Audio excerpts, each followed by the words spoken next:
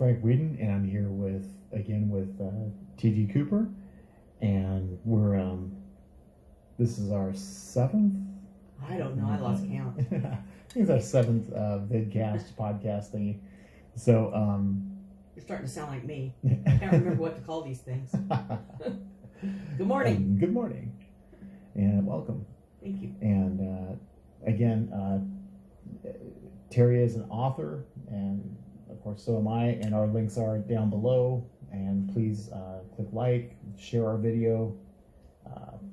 So anyway, so how are you this morning? I'm good. We got a new bed last night, and it was nice. It was hard to get out of. Wonderful. All right, well, I've got continuing kind of our question and answer forum. I thought we'd just dive right in. And so, Tara, what was an early experience where you learned that language had power? I don't think I really understood language until I started to write and trying to get a picture in words on a piece of paper. Mm-hmm. And then, of course, I'm a Facebook junkie, so I really think language is powerful there in some form. Sometimes it's obnoxious, I get that. Right. But I do think there's a lot to be gained from the expression there if you use it properly. Right. Yeah, and social media is very, very pervasive right now. And of course, then the media and everything else. I know that when I was a kid, I guess my grandparents had bought like a set of encyclopedias, and with that set of encyclopedias came all of these books, and they were I don't know, they were like a series of books. They were like an inch thick, and maybe like an inch thick, and it was like 20 other books, and each one had stories and fairy tales from around the world. You'd have Russian fairy tales and stories, and I had a set of books like that when I grew up too. Yeah, there were just tons and tons of stories, and there was and of course when I was a kid, I would read to just kind of escape.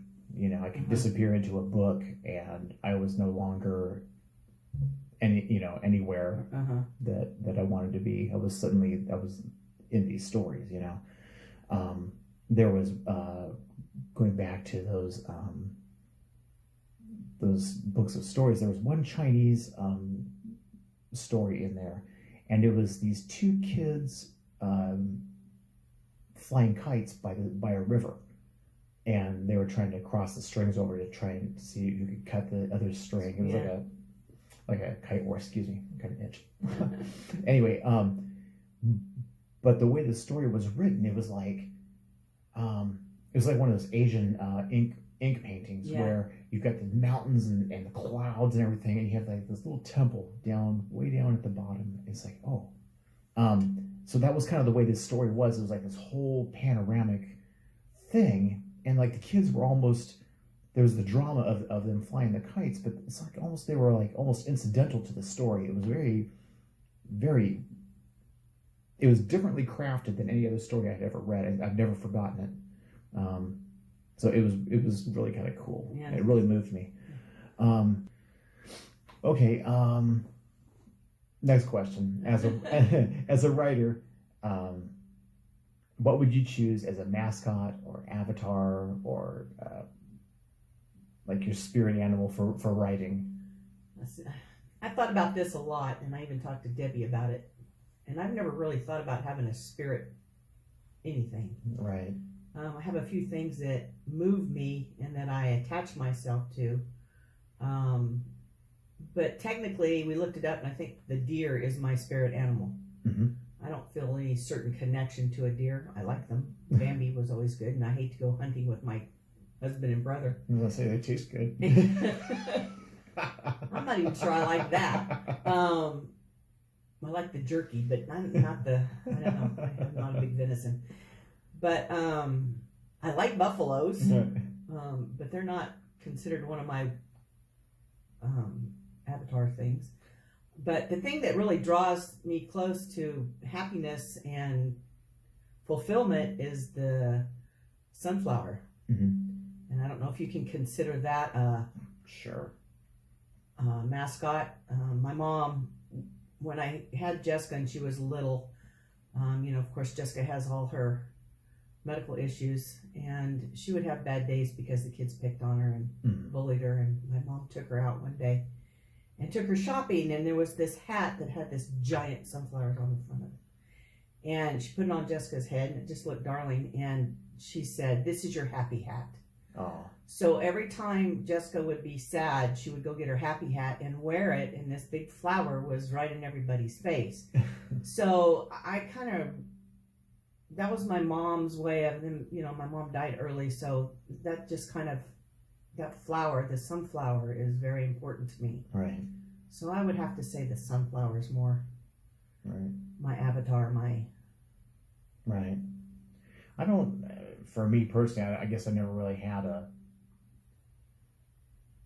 much of a spirit animal or something that like inspires me when I write. If I had an animal, it'd probably have rabies. Probably would know you.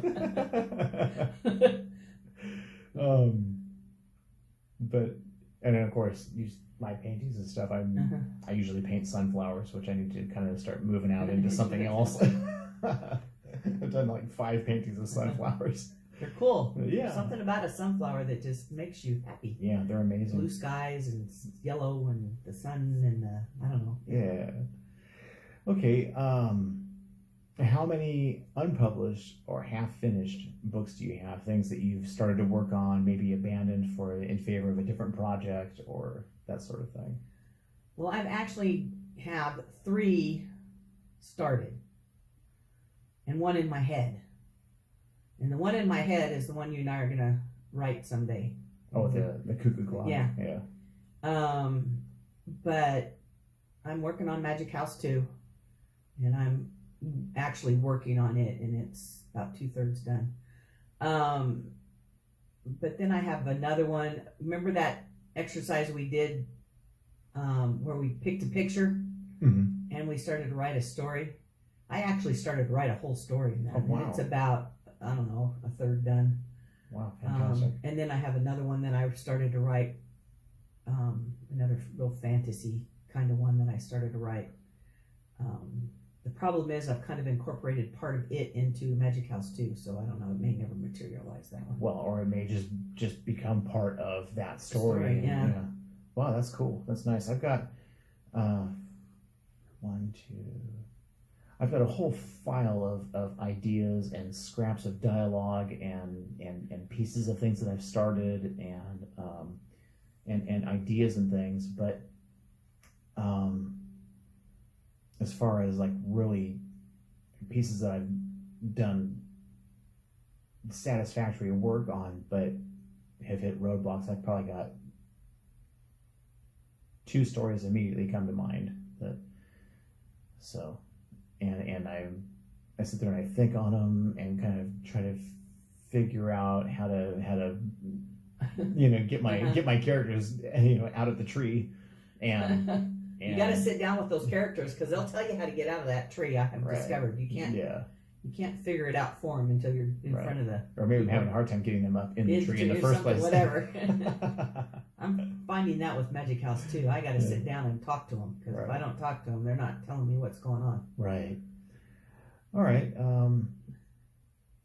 And last question for this particular case: what does literary success look like to you? Oh gosh, when I first started this, I just wanted to be remembered. My grandkids and great grandkids and their kids after that would have a piece of me through the ages, and I wouldn't just be a name. And that's still my main goal. But I sure would like to make the top 100.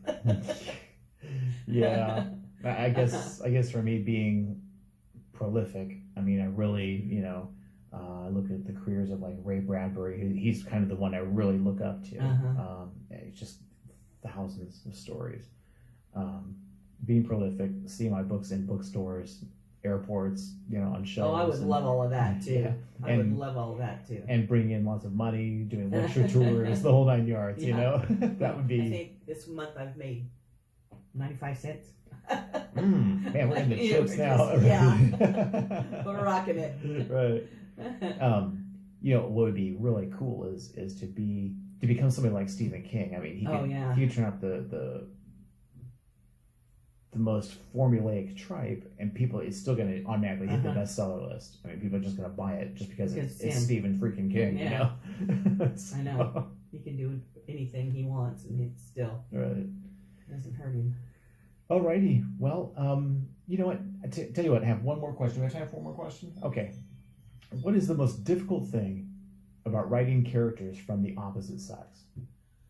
If you as a woman are writing a male character, and I did that in Second Chances. Mm-hmm. My character it's his point of view. I think my hardest thing was to keep him masculine. Mm-hmm. And write in a male voice. Mm-hmm. And you did a great job with that.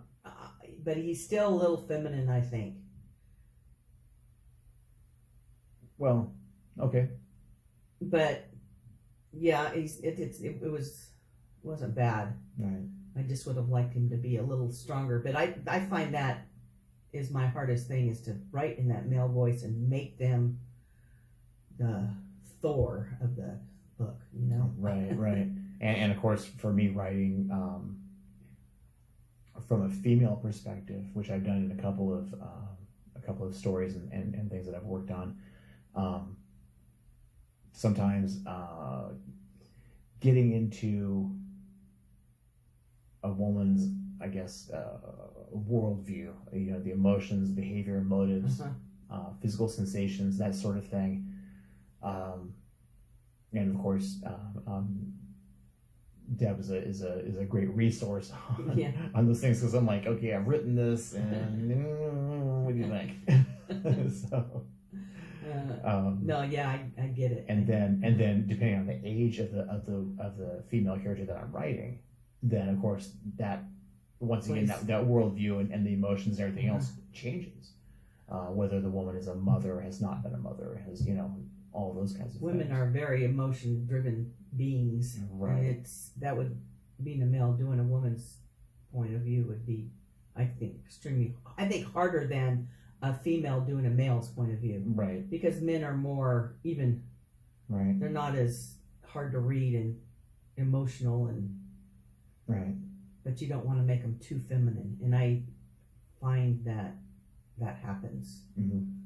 Because I believe men ought to be men. Right. All right. Well, that kind of wraps it up. That's all I've got for this morning. But thank you so much for. Well, thank you for joining having me again. And this is fun. I like doing this. I do too. Yeah, I'm having a blast. And you guys all go out there and read. Yes, please. Pick up our books. Yes. Again, our links are down below. Please give us likes, shares. Go ahead and subscribe if you like. It helps us out. So thanks for joining us. Thank you.